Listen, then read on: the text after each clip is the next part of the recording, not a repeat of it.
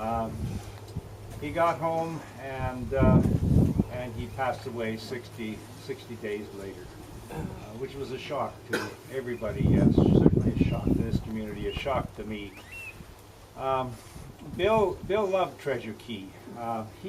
This was his home. This was his home for the last 2 decades. And he contributed so much to Treasure Cay. He had a place in Royal Palm, and in 1995 bought the place on the beach, number 17 Ocean Boulevard, which was really Bill and his wife Rose's dream home. Unfortunately, she passed away in 1996 and didn't get to enjoy it the way they had hoped.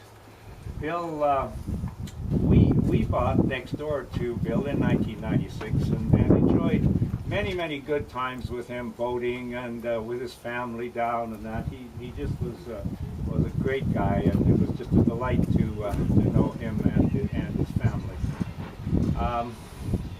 He was born in Cudworth, Saskatchewan, which is, if you have any idea of Saskatchewan, it's kind of north of where the lots are from, and north of North Dakota, and Cudworth is northeast of Saskatoon.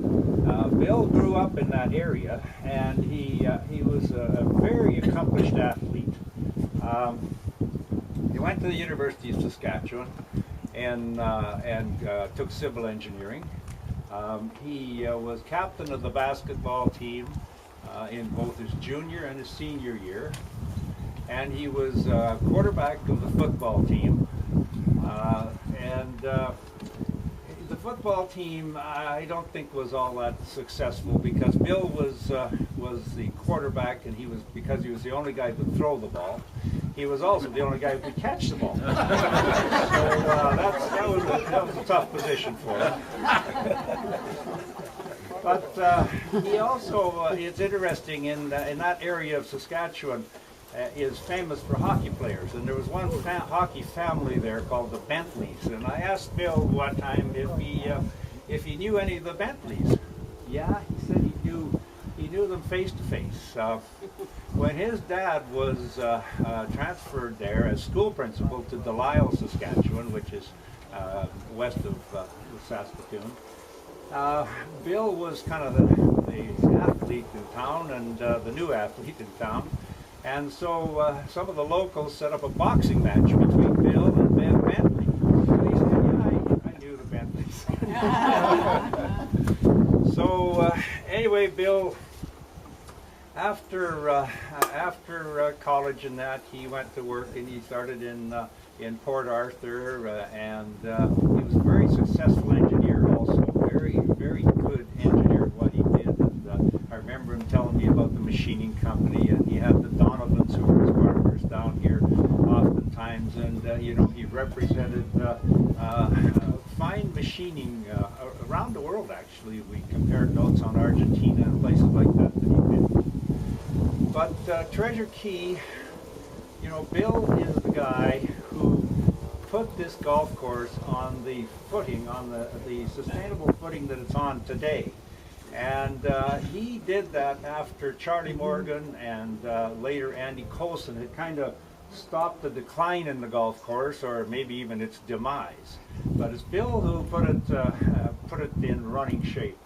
And he hired the consultants, or he got the consultants in, and did all sorts of things. He raised the money when we needed new equipment at this golf course. Bill Bulger did those things. It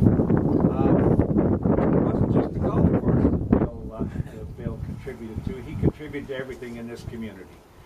He was part of the fundraising and a big sponsor of the medical center.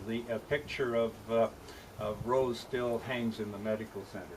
And Bill was, of course, in on the cleanup after Floyd, and the cleanup of the old hotel. Just everything. Bill Bulger was involved in it, and not just involved. He was a leader, and he got things done. When Ann Smith was here, when Ann came up with the idea that the library needed a primary school needed a library.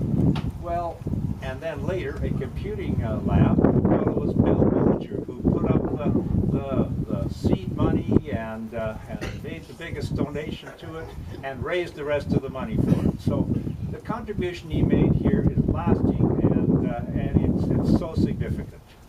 So really, we celebrate Bill Bulger. He'll be long, long remembered here. The legacy of Bill Bulger, and we of course honor this man of integrity and character. May he rest in peace. Thank you. Thank you.